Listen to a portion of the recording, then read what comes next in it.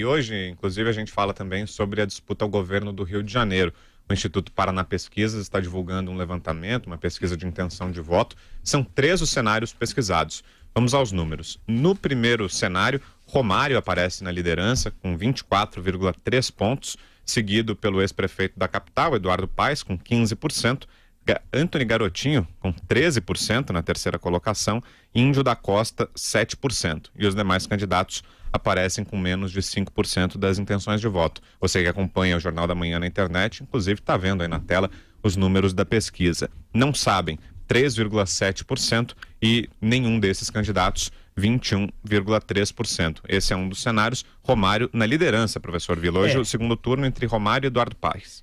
Ou o Romário e o nenhum, né? Porque o nenhum tem 21, tá quase lá, né? Tá quase lá, o nenhum tá em segundo lugar.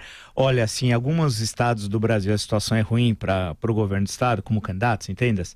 O Rio dá vontade de chorar, hein?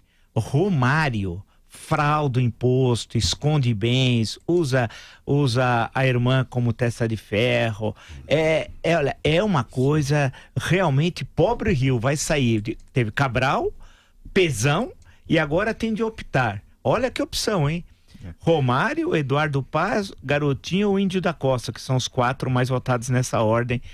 Não dá, né? Os 4, meu Deus do céu, hein? Esse é o primeiro cenário pesquisado. Vamos ao segundo. No segundo não aparece Antony Garotinho. E aí os números são os seguintes. Romário, 27,9%, quase 28%. Eduardo Paes, 18%. Índio da Costa, 8,5%. Nenhum, como o professor disse, tá bem colocado também. Nenhum dos candidatos, 24,4%. 5,2% deles não souberam. Chama atenção também, né, professor, a presença do Antony Garotinho não altera tanto o cenário, mas o fato dele concorrer é um absurdo, né? O Antony Garotinho, nós lemos toda a história da prisão, as coisas que envolviam a família, o que eles fizeram em Campos dos Goitacazes, que é a base política dele. Lembrar que o Garotinho foi uma construção do governador Leonel Brizola. Lembrar que, em certo momento, quando ele foi pela primeira vez candidato do governo do estado, quem era vice? A Benedita. A Benedita era uma aliança, era PDT na época, PT, né? E depois ele abandonou o governo para ser candidato a presidente em 2002, Garotinho, entenda-se, e a Benedita assumiu o governo. E tem aquela foto célebre dela beijando a mão do Garotinho, o que tem um significado péssimo, né? Pensando em história do Brasil, né?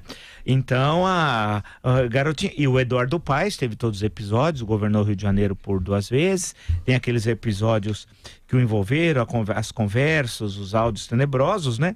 O Índio da Costa chegou a ser candidato a vice-presidente da República, é um político até no Rio de Janeiro de pouca expressão, e o Romário é uma piada. O que o Romário fez no Congresso Nacional, na verdade ele fez uma lei importante que acabou, que depois um dia a gente pode até comentar aqui, mas o Romário não tem a mínima condição de ser um gestor público de um estado que é o 2º maior colégio eleitoral do Brasil, né?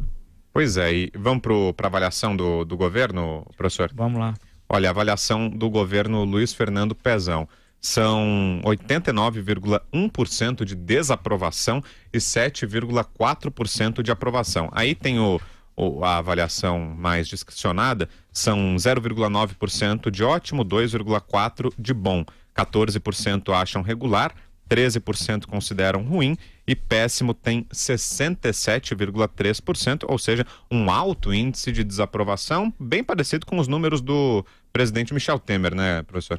Lembrar que o caso do Pezão, que realmente é desastroso, ele teve tirolicença em certo momento por razões de saúde, né? Assumiu o vice-governador. A situação do Rio é desastrosa. Hoje mesmo o Jornal Globo tem uma ampla reportagem com trechos, com extratos do relatório do general Braga Neto sobre a situação da segurança pública e críticas severas que o general Braga Neto faz ao governo do estado do Rio de Janeiro indiretamente, e que são críticas absolutamente corretas. A situação é catastrófica do Rio de Janeiro, e isso é uma questão que tem de ser resolvida urgentemente, e pelo jeito não vai ser, porque é bom lembrar que a intervenção termina 31 de dezembro desse ano. Ninguém fala se ela vai continuar ou não, o Congresso não discutiu, o governo não fala nada. E os candidatos do Rio que falam sobre a intervenção? A situação do Rio tende a se transformar nesse cenário eleitoral para 2019 numa situação mais caótica do que hoje. Pois é, e essa pesquisa do Instituto Paraná Pesquisas você encontra no site da Jovem Pan, jp.com.br, esse levantamento com as intenções de voto para o governo do Rio de Janeiro.